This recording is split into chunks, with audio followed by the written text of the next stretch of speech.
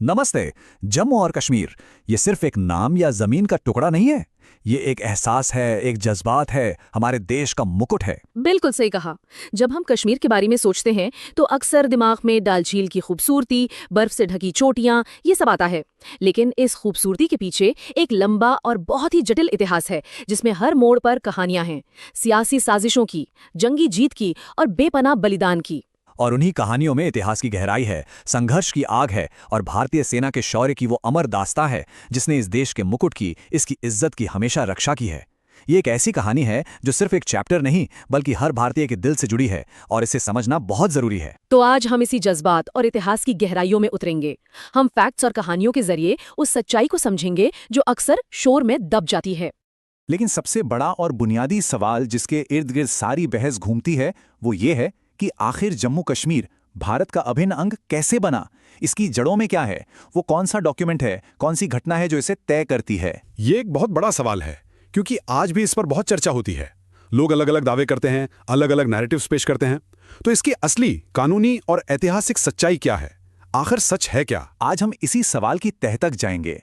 हम सिर्फ 1947 पर नहीं रुकेंगे, बल्कि उससे भी पहले के इतिहास को खंगालेंगे और पर्दा उठाएंगे उन तमाम घटनाओं से जो इस कहानी को पूरा करती हैं। हम देखेंगे कि कैसे एक रियासत ने अपना भविष्य भारत के साथ जोड़ा और उस फैसले को बचाने के लिए क्या कीमत चुकाई गई।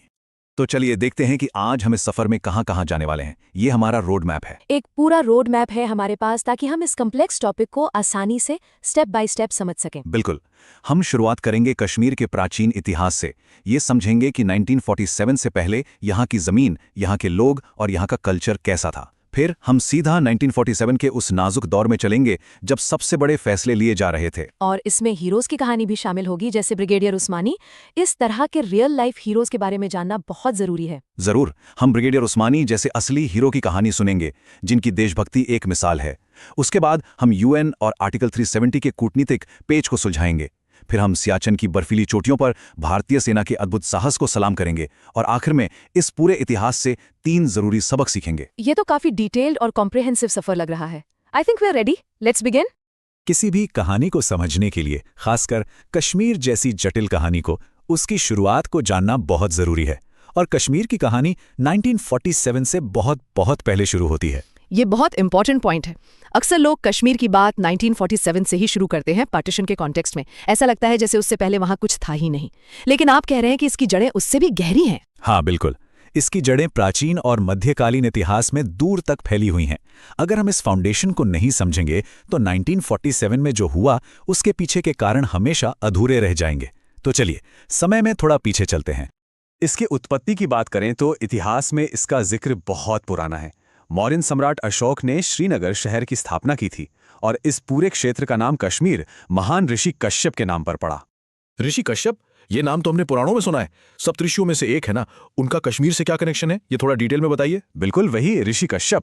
पौराणिक कथाओं के अनुसार और राजतरंगिणी जैसे ग्रंथों में भी इसका जिक्र है। माना जाता है कि कश्मीर घाटी पहले एक बहुत बड़ी झील हुआ करती थी जिसे सती सार कहते थे। ऋषि कश्यप ने यहाँ तपस्या की और उस झील के पानी को निकाला, जिससे इस खूबसूरत घाटी का निर्माण हुआ। क मतलब पानी और शिमिर मतलब निकालना, इसीलिए कश्मीर। तो ये नाम सिर्फ एक पहचान नहीं बल्कि एक गहरी सांस्कृतिक और आध्यात्मिक विरासत का प्रतीक है। वाओ, मतलब इस जगह का नाम ही इसके क्रिएशन की कहानी से जुड़ा है। ये तो बहुत फैसिनेटिंग है। It gives the place a whole new layer of meaning. इसके बाद समय के साथ यहाँ कई बदलाव आए। सत्ता का परिवर्तन होता रहा। कई शासकों ने राज किया, जिसमें पश्तून दुर्रानी शासक भी शामिल थे। एक मिनट, दुरानी शासक कौन थे? ये नाम इतना कॉमन नहीं है मुगल या मौर्य शासकों की तरह। इनके बारे में थोड़ा और बताइए। आपने सही कहा। दुर्रानी शासक मूल रूप से अफगान थे। 18वीं शताब्दी में अहमद शाह दुर्रानी, जिसे अहमद शाह अब्दाली भी कहते हैं, उसने एक बड़ा साम्राज्य बनाया था और उन्होंने कश्मीर पर कब्जा कर लिया था। उनका शासन काफी कठोर माना जाता है। फिर समय बदला और ये क्षेत्र पहले सिख साम्राज्य और फिर ब्रिटिश साम्राज्य के प्रभाव में आ गया। तो ये अफगान कंट्रोल से ब्रिटिश इन्फ्लुएंस तक का ट्रांजिशन कैसे हुआ? क्या कोई बड़ी जंग हुई थी? हाँ, पहले महाराजा रंजीत सिंह के सिख साम्राज्य ने 1819 में दुर्रानियों को हराकर कश्मीर को अपने शासन में लिया। फिर एंग्लो सिख वॉर्स के बाद जब सिख साम्राज्य कमजोर हुआ तो ब्रिटिश ईस्ट इंडिया कंपनी की ताकत पूरे सब कॉन्टिनेंट में बढ़ गई और इसका असर कश्मीर पर भी पड़ा। इसके बाद एक अजीब और ऐतिहासिक मोड़ आया। अंग्रेजों ने कश्मीर को डोगरा शासकों को बेच दिया और इसी डोगरा वंश के आखिरी राजा थे महाराजा हरि सिंह, जिनका 1947 में शासन था। एक मिनट, बेच दिया मतलब एक पूरे क्षेत्र को उसके लोगों के साथ लिटरली एक सौदे में बेच दिया गया? ये कैसे मुमकिन है? ऐसा भी होता था? हाँ, ये सुनने में अजीब लगता है, लेकिन यही उस वक्त की हकीकत थी। इसे ट्रीटी ऑफ अमृतसर कहते हैं, जो 1846 में हुई थी। इस संधि के तहत अंग्रेजों ने 75 लाख नानकशाही रुपए के बदले में कश्मीर का शासन डोगरा परिवार के राजा गुलाब सिंह के हाथ में दे दिया। इसका मतलब था कि शासन डोगरा परिवार के हाथ में चला गया और वो ब्रिटिश साम्राज्य के अधीन एक प्रिंसली स्टेट बन गई। ये तो सोचकर ही अजीब लगता है कि लोगों की किस्मत का फैसला एक फाइनेंशियल ट्रांजैक्शन से हुआ। इससे ये भी पता चलता है कि उस वक्त के एम्पायर्स लोगों को नहीं, जमीन को अपनी प्रॉपर्टी समझते थे। तो 1947 से पहले कश्मीर ने ऋषि कश्यप के दौर से लेकर सम्राट अशोक, दुर्रानी शासकों और आखिर में डोगरा राज तक एक लंबा और उतार चढ़ाव भरा इतिहास देखा था। इसका मतलब 1947 में जब पार्टीशन हो रहा था तो कश्मीर कोई ब्लैंक स्लेट नहीं था। उसके पास अपना एक रिच, कॉम्प्लेक्स और मल्टी लेयर्ड इतिहास था। सत्ता बदलती रही, लेकिन इस जगह की पहचान, इसका कल्चर हमेशा बरकरार रहा। बिल्कुल, और यही जटिल इतिहास 1947 की घटनाओं की पृष्ठभूमि बनाता है। इस बैकग्राउंड को समझे बिना हम राजा हरि सिंह के फैसलों, उस वक्त की मजबूरियों और उस वक्त के हालात को पूरी तरह नहीं समझ सकते। अब आते हैं 1947 के उस फैसलाकुन मोड़ पर। जब भारत आज़ाद हो रहा था, तब सभी रियासतों को ये ऑप्शन दिया गया था कि वो या तो भारत में शामिल हों या पाकिस्तान में, या आज़ाद रहें।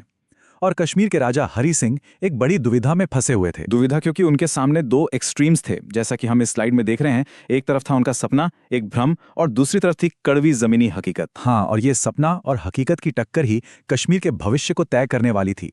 यही वो दो पड़ले थे जिनके बीच कश्मीर का फ्यूचर लटक रहा था।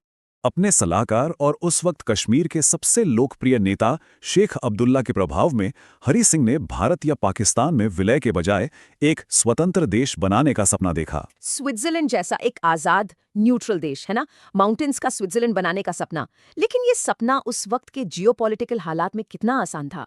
एक तरफ नया नया बना पाकिस्तान था, जो मजहब के नाम पर कश्मीर को अपने में मिलाना चाहता था, और दूसरी तरफ आजाद होता भारत था। बिल्कुल भी आसान नहीं था। उन पर दोनों तरफ से बहुत प्रेशर था। पाकिस्तान धर्म के नाम पर कश्मीर को मांग रहा था। उसे पाकिस्तान की शहरग यानी जुगलर वेन कहता था। भारत का स्टैंड था कि फैसला राजा और वहां के लोगों का होगा। और इन सब के बीच हरि सिंह एक तीसरा आज़ादी का रास्ता निकालना चाहते थे। लेकिन जैसा कहते हैं, सपने देखना आसान है, उन्हें हकीकत में बदलना मुश्किल। जमीनी हकीकत बिल्कुल अलग थी। एक स्वतंत्र देश चलाने के लिए आपको क्या चाहिए? एक मजबूत सेना जो आपकी सीमाओं की रक्षा कर सके, और एक ठोस अर्थव्यवस्था जो देश को चला सके। और कश्मीर के पास ये दोनों ही नहीं थे। सिर्फ सेब, केसर और पर्यटन के भरोसे देश नहीं चलता है। ये आमदनी का जरिया हो सकता है, पर ये एक देश की इकोनॉमी या सुरक्षा की गारंटी नहीं दे सकता। इससे आप टैंक और फाइटर जेट्स तो नहीं खरीद सकते। एग्जैक्टली। हरि सिंह का ये फैसला लेने में देरी करना कश्मीर को बाहरी हमलों के लिए पूरी तरह से असुरक्षित छोड़ रहा था। उनके पास ना तो इतनी बड़ी फौज थी कि वो पाकिस्तान जैसे नए लेकिन जोशीले देश का सामना कर सकें, और ना ही ऐसी इकोनॉमी जो एक आज़ाद देश को सस्टेन कर सके। ये एक बहुत बड़ा रिस्क था जो वो ले रहे थे।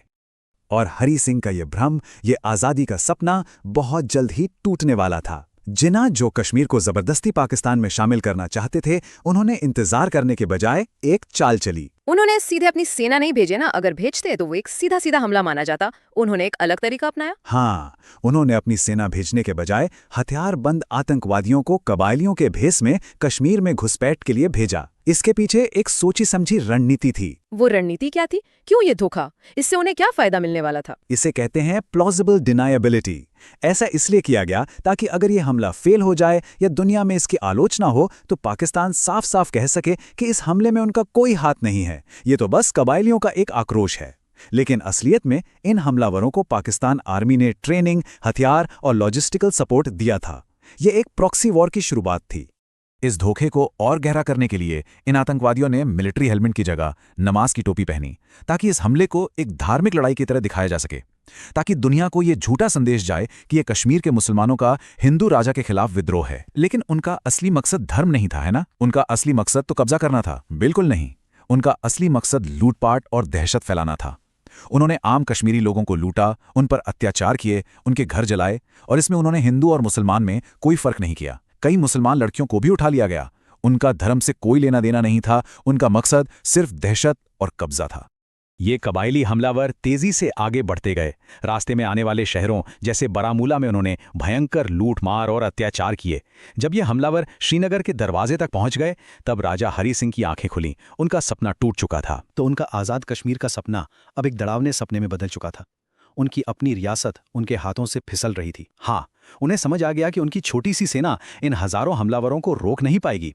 उनके पास अब एक ही रास्ता बचा था, भारत से मदद मांगना। और ये कश्मीर के इतिहास का सबसे बड़ा टर्निंग पॉइंट, सबसे निर्णायक मोड़ था। इस एक फैसले पर सब कुछ टिका हुआ था। हरि सिंह ने घबराकर दिल्ली में प्रधानमंत्री नेहरू और होम मिनिस्टर सरदार पटेल से मदद मांगी। उन्होंने कहा कि मेरी रियासत को इन हमलावरों से बचाइए।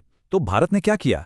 क्या सेना फौरन भेज दी गई? आखिर वहां लोग मर रहे थे? नहीं, यहां भारत ने एक बहुत ही प्रिंसिपल्ड और कानूनी स्टैंड लिया। सरदार पटेल ने स्पष्ट शब्दों में कहा, पहले विलय पत्र पर हस्ताक्षर करें, तभी भारतीय सेना जाएगी। इसके पीछे क्या लॉजिक था? कश्मीर तो मुसीबत में था, मदद तो पहले करनी चाहिए थी। लॉजिक ये था कि उस वक्त तक कानूनी तौर पर कश्मीर एक आज़ाद रियासत थी।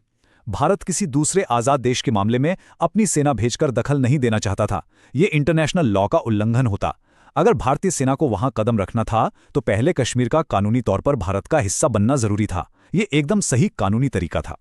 आखिरकार जब पानी सर से ऊपर चला गया, 26 अक्टूबर 1947 को महाराजा हरि सिंह ने इंस्ट्रूमेंट ऑफ एक्सेशन यानी विलय पत्र पर हस्ताक्षर कर दिए। और इस दस्तावेज का आखिर मतलब क्या था? इसकी लीगल वैल्यू क्या थी? इसका मतलब था कि उसी पल कानूनी रूप से पूरी तरह से जम्मू और कश्मीर भारत का एक अभिन्न अंग बन गया।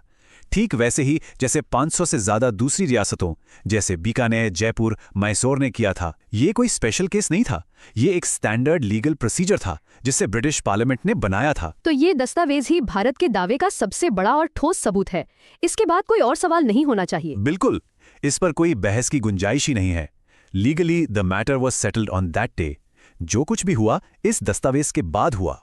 जैसे ही विलय पत्र पर साइन हुए, वक्त बर्बाद किए बिना भारतीय सेना को हवाई जहाज़ों से श्रीनगर एयरलिफ्ट किया गया। और इसी लड़ाई में एक ऐसे हीरो का नाम इतिहास में हमेशा के लिए दर्ज हो गया जिसे कभी भुलाया नहीं जा सकता, ब्रिगेडियर मोहम्मद उस्मान। ये बहुत जरूरी है कि हम इस संघर्ष के इंसानी पहलू को भी देखें। ये सिर्फ सियासत की या डॉक्यूमेंट्स की नहीं, बलिदान और शौर्य की भी कहानी है। उन लोगों की कहानी जिन्होंने जमीन पर इस लड़ाई को लड़ा। बिल्कुल, और ब्रिगेडियर उस्मान इस शौर्य का, इस बलिदान का और देशभक्ति का सबसे बड़ा प्रतीक हैं। उनकी कहानी हर भारतीय को गर्व से भर देती है। ब्रिगेडियर उस्मानी के किरदार और उनके योगदान को हम 3 स्तंभों, 3 पिलर्स में समझ सकते हैं। उनकी निष्ठा यानी लॉयल्टी, उनका शौर्य यानी वैलर और उनका बलिदान यानी सैक्रिफाइस। निष्ठा, शौर्य और बलिदान, ये तीनों चीजें किसी भी सैनिक के लिए सबसे ऊंचे आदर्श होते हैं। ये उनके कैरेक्टर का फाउंडेशन होते हैं। हाँ, और ब्रिगेडियर उस्मानी ने इन तीनों आदर्शों को सिर्फ निभाया नहीं बल्कि जिया। उनकी कहानी दिखाती है कि कैसे ये तीनों चीजें उन्हें एक असाधारण सैनिक और एक महान इंसान बनाती हैं। चलिए एक एक करके इन पर विस्तार से बात करते हैं। पहले बात करते हैं निष्ठा की। जब 1947 में देश का बंटवारा हुआ तो सेना का भी बंटवारा हो रहा था। मुस्लिम ऑफिसर्स को पाकिस्तान जाने का ऑप्शन दिया जा रहा था। उस्मानी उस वक्त ब्रिटिश इंडियन आर्मी के एक बहुत ही सीनियर और काबिल ऑफिसर थे। तो उन्हें भी पाकिस्तान से ऑफर आया होगा। एक सीनियर ऑफिसर को तो जरूर पूछा गया होगा। छोटा मोटा ऑफर नहीं, पाकिस्तान के संस्थापक मोहम्मद अली जिन्ना ने खुद ब्रिगेडियर उस्मानी को पाकिस्तान का आर्मी चीफ बनने का ऑफर दिया। सोचिए, एक नए नए बने देश की सेना का सबसे बड़ा पद। आर्मी चीफ, ये तो बहुत बड़ा ऑफर है। कोई भी इसके लिए ललचा सकता है। ये तो करियर का पीक होता। लेकिन उस्मानी नहीं, उनकी निष्ठा अपनी जन्मभूमि के लिए थी। उन्होंने ये कहकर ऑफर ठुकरा दिया, मैंने भारत की रक्षा की शपथ ली है, इसे कैसे भूल जाऊं।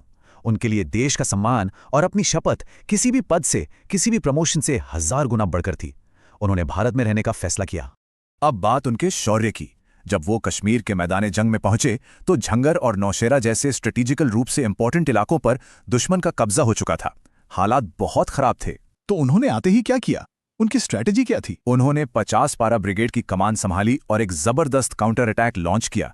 उनकी खासियत थी कि वो सिर्फ ऑर्डर नहीं देते थे, वो अपनी टुकड़ी का नेतृत्व फ्रंट से करते थे, अपने सैनिकों का हौसला बढ़ाते हुए। उन्होंने नौशेरा, झंगर जैसे जरूरी इलाकों से पाकिस्तानी सेना और कबायलियों को खदेड़कर बाहर कर दिया। ये सिर्फ जमीन वापस जीतना नहीं था, इससे युद्ध का मोमेंटम भी बदल गया होगा। सोल्जर्स का मोराल बहुत हाई हो गया होगा। बिल्कुल, उन्होंने ना सिर्फ जमीन वापस जीती बल्कि दुश्मनों के गोला बारूद के गोदामों को भी तबाह कर दिया, जिससे उनकी कमर ही टूट गई। उनकी इस बहादुरी के लिए उन्हें नौशेरा का शेर कहा जाने लगा।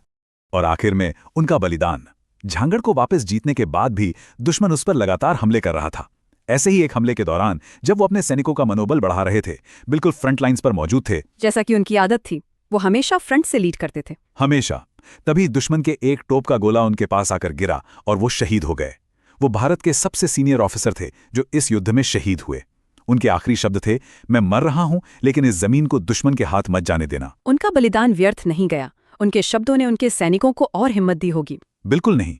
उनकी शहादत के बाद भी उनके सैनिकों का जज्बा इतना बुलंद था कि दुश्मन सेना उनके पोजीशन से 1 इंच भी आगे नहीं बढ़ पाई। उनका बलिदान भारतीय सेना के लिए एक प्रेरणा बन गया और उन्हें महावीर चक्र से सम्मानित किया गया। जंग का मैदान तो भारतीय सेना जीत रही थी, हमारे सैनिक दुश्मन को पीछे धकेल रहे थे, लेकिन अब ये लड़ाई सिर्फ बंदूकों से नहीं बल्कि कूटनीति और सियासत के मैदान पर लड़ी जाने वाली थी। और अक्सर इतिहास में यही होता है, जो मैदान में जीता जाता है वो कभी कभी डिप्लोमेसी की टेबल पर उलझ जाता है। सही कहा। यहाँ 2 बड़े मोड़ आए जिनका असर कश्मीर पर आज तक दिखता है। यूनाइटेड नेशंस का दखल और देश के अंदर आर्टिकल 370 का प्रावधान। पहले यूएन की बात करते हैं। उस समय के प्रधानमंत्री नेहरू लॉर्ड माउंटबैटन की सलाह पर इस मुद्दे को यूनाइटेड नेशंस में ले गए। उन्हें लगा कि यूएन पाकिस्तान को हमलावर घोषित करेगा और उस पर दबाव बनाएगा। लेकिन वहां तो कुछ और ही हुआ, ऐसा नहीं हुआ है ना? नहीं, यूएन ने इस विवाद को 2 देशों के बीच का झगड़ा माना और जनमत संग्रह यानी प्लेबिसाइट का सुझाव दिया। लेकिन इस सुझाव के साथ एक बहुत जरूरी शर्त जुड़ी थी। क्या शर्त थी वो? ये बहुत इंपॉर्टेंट है। यूएन रेजोल्यूशन की पहली और सबसे जरूरी शर्त ये थी कि पाकिस्तान अपनी सेना और अपने कबायली हमलावरों को कश्मीर की पूरी जमीन से हटाएगा। जब तक ये नहीं होता तब तक प्लेबिसाइट की बात ही नहीं हो सकती, और पाकिस्तान ने ये शर्त आज तक पूरी नहीं की। मतलब जब पहली शर्त ही पूरी नहीं हुई तो प्लेबिसाइट का सवाल ही पैदा नहीं होता। अब आते हैं आर्टिकल 370 पर। ये क्या था और क्यों लाया गया? ये देश के अंदर का मामला था। शेख अब्दुल्ला, जो उस वक्त कश्मीर के नेता थे, उनके दबाव में भारतीय संविधान में कश्मीर को आर्टिकल 370 के तहत एक विशेष दर्जा दिया गया। ये साफ साफ एक टेम्पररी यानी अस्थायी प्रावधान था। इसके तहत कश्मीर का अपना अलग झंडा, अलग संविधान था, जिसे आखिरकार 5 अगस्त 2019 में मोदी सरकार ने पूरी तरह से समाप्त कर दिया है। तो एक तरफ कानूनी विलय हो चुका था, लेकिन दूसरी तरफ यूएन के दखल के बाद युद्ध विराम यानी सीजफायर हो गया। इस सीजफायर के कारण जमीनी हकीकत कुछ और ही बन गई। इसका मतलब जो सेना जहां थी वहीं रुक गई, भले ही वो दुश्मन की सेना क्यों ना हो। हाँ, इस वजह से जो नक्शा हम देखते हैं वो पूरा का पूरा कानूनी रूप से भारत का है, लेकिन वास्तविक जमीनी नियंत्रण यानी एक्चुअल ग्राउंड कंट्रोल 3 हिस्सों में बंट गया। और ये विभाजन जो उस वक्त एक टेम्पररी अरेंजमेंट था, आज तक कायम है। आज अगर हम पूरे जम्मू कश्मीर क्षेत्र को देखें, जो महाराजा हरि सिंह के वक्त था, तो उसका लगभग 60% हिस्सा भारत के पास है, जिसे हम जम्मू एंड कश्मीर और लद्दाख के नाम से जानते हैं। और बाकी का 40% वो किसके पास है? उसमें से लगभग 30% हिस्से पर 1948 में पाकिस्तान ने अवैध रूप से कब्जा कर लिया था, जब सीजफायर हुआ। इसे हम पीओके यानी पाकिस्तान ऑक्यूपाइड कश्मीर कहते हैं। और इसमें चीना का कब्जा कब और कैसे हुआ? बचा हुआ 10% हिस्सा, जिसे अक्साई चीन कहते हैं, उस पर 1962 के युद्ध में चीन ने कब्जा कर लिया था। तो कानूनी तौर पर पूरा कश्मीर भारत का है, लेकिन जमीनी कंट्रोल इन 3 देशों के बीच बटा हुआ है। कहानी यहां खत्म नहीं होती। साल आते हैं जाते हैं, लेकिन कश्मीर पर संकट के बादल मंडराते रहते हैं। अब हम वक्त में आगे चलते हैं, साल 1984 में। 1984 एक और महत्वपूर्ण साल भारत के इतिहास में। हाँ, अब हम चलते हैं दुनिया के सबसे ऊंचे और सबसे ठंडे युद्ध क्षेत्र, सियाचिन ग्लेशियर में। एक ऐसी जगह जहां दुश्मन सिर्फ सामने वाला देश नहीं बल्कि मौसम भी है। एक ऐसी जगह जहां तापमान -60 डिग्री सेल्सियस तक गिर जाता है। -60, इस टेम्परेचर को इमेजिन करना भी मुश्किल है। यहां तो नॉर्मल लाइफ ही इम्पॉसिबल लगती है, लड़ना तो दूर की बात है। 1984 में भारत को अपनी इंटेलिजेंस एजेंसी से पता चला कि पाकिस्तान चुपचाप सियाचिन ग्लेशियर पर कब्जा करने की फिराक में है। वो माउंटेनियरिंग एक्सपेडिशंस के नाम पर अपने सैनिकों को वहां भेज रहा था। खतरा बड़ा था, क्योंकि सियाचिन पर जिसका कब्जा होता उसे बहुत बड़ा स्ट्रेटेजिक एडवांटेज मिलता। लेकिन वहां लड़ने के लिए तैयारी भी तो स्पेशल चाहिए थी, इतनी एक्सट्रीम कंडीशंस में। बिल्कुल, और यहीं पर एक समस्या थी। इतनी ठंड में लड़ने के लिए विशेष कपड़ों और इक्विपमेंट की जरूरत थी। जब भारत ने इसके लिए यूरोप की एक कंपनी से कांटेक्ट किया तो पता चला कि पाकिस्तान पहले ही दुनिया भर से उन कपड़ों का सारा स्टॉक खरीद चुका है। मतलब पाकिस्तान ने प्लानिंग पहले से कर रखी थी। तो अब भारतीय सेना के पास 2 ही ऑप्शन थे। हाँ, एक कठोर निर्णय लेना था। या तो 1 साल इंतजार करें नए कपड़ों के लिए और सियाचिन हमेशा के लिए खो दें, या फिर बिना सही कपड़ों के अपने साधारण हाई एल्टीट्यूड गियर के साथ तुरंत चढ़ाई करें। फैसला लेना था और वक्त बहुत कम था। और भारतीय सेना ने वही किया जो वो हमेशा करती है, चुनौती को स्वीकार किया और असंभव को संभव कर दिखाया। इस खतरनाक और हिम्मत भरे ऑपरेशन को नाम दिया गया ऑपरेशन मेघदूत। मेघदूत यानी बादलों का संदेशवाहक। नाम ही कितना काव्यात्मक और पावरफुल है। इस ऑपरेशन में हमारे सैनिक पाकिस्तानी सेना के पहुंचने से कुछ ही दिन पहले उन ऊंची बर्फीली चोटियों पर कब्जा कर चुके थे। जब पाकिस्तानी सैनिक वहां पहुंचे तो उनके लिए ये एक बहुत बड़ा झटका था। उन्होंने देखा कि भारतीय सेना पहले से ही स्ट्रेटेजिकल पोजीशंस पर बैठी है और तिरंगा लहरा रहा है। सियाचिन जीतने के बाद इस युद्ध में जो पाकिस्तानी सैनिक मारे गए, उनके साथ भारतीय सेना ने अपनी नैतिकता और प्रोफेशनल उसूलों का एक बेहतरीन परिचय दिया। उन्होंने क्या किया? आमतौर पर तो बॉडीज एक्सचेंज होती हैं। हाँ। पाकिस्तान ने अपने शहीद सैनिकों की बॉडीज लेने से ही इनकार कर दिया ताकि वो ये झूठ बोल सकें कि उन्होंने कोई ऑपरेशन किया ही नहीं था और उनका कोई नुकसान नहीं हुआ। ऐसे में भारतीय सेना ने उन पाकिस्तानी सैनिकों को उनके धार्मिक रीति रिवाजों के साथ पूरे सम्मानपूर्वक सियाचिन की बर्फ में ही दफनाया। ये भारतीय सेना के उसूलों और उनके प्रोफेशनल किरदार को दर्शाता है। दुश्मनी मैदानी जंग तक, उसके बाद इंसानियत। ये एक बहुत बड़ी मॉरल विक्ट्री थी। इस ऑपरेशन में भी ब्रिगेडियर उस्मानी जैसे कई वीरों ने बलिदान दिया। उन्हीं में से एक थे कुमाऊं रेजिमेंट के सिपाही चुन्नुन पांडे। उनकी क्या कहानी है? हर युद्ध में ऐसे कई अनसंग हीरोज होते हैं। रात में जब वो सेंट्री की ड्यूटी पर थे, उन्होंने पाकिस्तानी सैनिकों के एक पूरे ग्रुप को अपनी पोस्ट की तरफ आते देखा। उनके बाकी साथी सो रहे थे। अगर वो उन्हें जगाने जाते तो शायद देर हो जाती और दुश्मन उन पर हावी हो जाता। तो उन्होंने उस क्रिटिकल मोमेंट में क्या किया? उन्होंने अपने साथी जो सो रहे थे, उन्हें जगाने में समय बर्बाद करने के बजाय अकेले ही जय हिंद का नारा लगाकर फायरिंग शुरू कर दी। इस अचानक हमले से पाकिस्तानी सैनिक घबरा गए। वो इस लड़ाई में शहीद हो गए, लेकिन उनकी फायरिंग की आवाज सुनकर बाकी सेना जाग गई और उनके इस अकेले के बलिदान ने अपनी पूरी बटालियन को बचा लिया। ये जीत सिर्फ साहस की नहीं, बल्कि बेहतरीन रणनीति और अनुशासन की भी थी। यहां पर ब्रेन्स और ब्रॉन दोनों का इस्तेमाल हुआ। कैसे?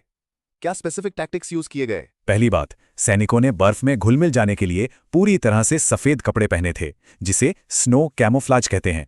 इससे दूर से उन्हें देख पाना लगभग नामुमकिन था। और दूसरा जरूरी कदम क्या था जिसने इस ऑपरेशन को सक्सेसफुल बनाया? सबसे जरूरी था रेडियो साइलेंस। दुश्मन को कोई भनक न लगे, इसलिए पूरे ऑपरेशन के दौरान किसी भी तरह के वायरलेस कम्युनिकेशन का इस्तेमाल नहीं किया गया। सब कुछ इशारों में और बिल्कुल शांति से किया गया। ये एकदम चुपचाप लेकिन बेहद प्रभावी ऑपरेशन था, जिसने दुश्मन को चौंका दिया। तो हमने प्राचीन इतिहास से शुरू करके 1947 का विलय देखा, ब्रिगेडियर उस्मानी के शौर्य को जाना और सियाचिन की ऊंचाइयों तक का सफर तय किया। इस पूरे इतिहास, इस संघर्ष और बलिदान की गाथा से हम क्या सीख सकते हैं? इतनी सारी जानकारी के बाद ये जरूरी है कि हम इसके मुख्य बिंदुओं को समेटें। की टेकअवेज क्या हैं जिसे हर किसी को याद रखना चाहिए? इसका निष्कर्ष, इस पूरी कहानी का सार 3 अहम सबक में छुपा है। ये 3 लेसन्स इस पूरे नैरेटिव को एक साथ जोड़ते हैं। पहला सबक है ऐतिहासिक सत्य, हिस्टोरिकल ट्रूथ। हमें इमोशंस और प्रोपेगेंडा से हटकर सिर्फ तथ्यों पर, सिर्फ फैक्ट्स पर ध्यान देना होगा। और सबसे बड़ा तथ्य, सबसे बुनियादी सच क्या है? सबसे बड़ा तथ्य है 26 अक्टूबर 1947 की तारीख और वो दस्तावेज जिसे इंस्ट्रूमेंट ऑफ एक्सेशन कहते हैं। उस दिन विलय पत्र पर हस्ताक्षर के साथ ही जम्मू और कश्मीर कानूनी रूप से 100% भारत का हिस्सा बन गया था। इस पर कोई दो राय, कोई इफ या बट नहीं हो सकता। इसका सीधा सा मतलब यह है कि पीओके और अक्साई चिन दोनों पूरी तरह से अवैध कब्जे हैं। उनका कोई लीगल बेसिस नहीं है। बिल्कुल, ये कानूनी सच्चाई इस पूरे विवाद का आधार है और इसे बार बार साफ शब्दों में दोहराना जरूरी है। दूसरा सबक है राजनीतिक चूक यानी पॉलिटिकल ब्लंडर। इतिहास से सीखना जरूरी है ताकि गलतियां ना दोहराई जाएं। इसमें क्या क्या शामिल है? कौन सी ऐसी गलतियां हुई जिनका खामियाजा हम आज तक भुगत रहे हैं? 2 बड़ी चूक हुई। पहली, राजा हरि सिंह द्वारा फैसला लेने में की गई देरी। उनका आज़ादी का सपना जमीनी हकीकत से दूर था। अगर वो पहले ही विलय कर देते तो शायद कबायली हमला होता ही नहीं और इतना खून खराबा ना होता। और दूसरी, बाद में यूएन जैसी बाहरी संस्थाओं पर भरोसा करना, जबकि भारतीय सेना खुद पूरा कश्मीर आजाद कराने की काबिलियत रखती थी। इन चूकों का नतीजा क्या हुआ? इनके कारण भारत को लंबे समय तक भू राजनीतिक नुकसान उठाना पड़ा। ये सबक हमें सिखाता है कि राष्ट्रीय सुरक्षा के मामले में आत्मनिर्भरता, दृढ़ निश्चय और सही समय पर सही फैसला लेना कितना ज्यादा जरूरी है। और तीसरा और सबसे महत्वपूर्ण सबक है भारतीय सेना का शौर्य, the valour of the Indian army. ये तो इस पूरी कहानी का कॉमन थ्रेड रहा है, 1947 से लेके आज तक। हाँ, जब भी राजनीतिक नेतृत्व ने कमजोरी दिखाई या गलत फैसले लिए, सेना ने हमेशा देश को बचाया है। 1947 में ब्रिगेडियर उस्मानी से लेकर 1984 में सियाचिन के नायकों तक और उसके बाद कारगिल में और आज भी भारतीय सेना के साहस और बलिदान ने हमेशा देश के मुकुट यानी कश्मीर की रक्षा की है। उनकी वीरता ही इस देश की अखंडता की सबसे बड़ी गारंटी है, इसमें कोई शक नहीं। बिल्कुल, उनका योगदान सर्वोपरि है और उसे कभी भुलाया नहीं जाना चाहिए। इस पूरे इतिहास पर मनन करते हुए एक आखिरी सवाल सोचना लाजमी है। क्या सवाल है वो? भारतीय सैनिक का ये अटल साहस, उनकी निष्ठा, उनका यह बलिदान, ये सिर्फ सीमा पर लड़ने की बात नहीं है। ये आज के भारत के विचार के लिए, हमारी नेशनल आइडेंटिटी के लिए क्या मायने रखता है? ये एक ऐसा सवाल है जिसका जवाब हर भारतीय को अपने दिल में तलाशना चाहिए। उनकी कुर्बानियों को याद करके हम एक बेहतर और ज्यादा जिम्मेदार नागरिक कैसे बन सकते हैं? हम उनके बलिदान को कैसे ऑनर कर सकते हैं? इसी सवाल के साथ हम आज का ये विश्लेषण समाप्त करते हैं। जय हिंद। जय हिंद।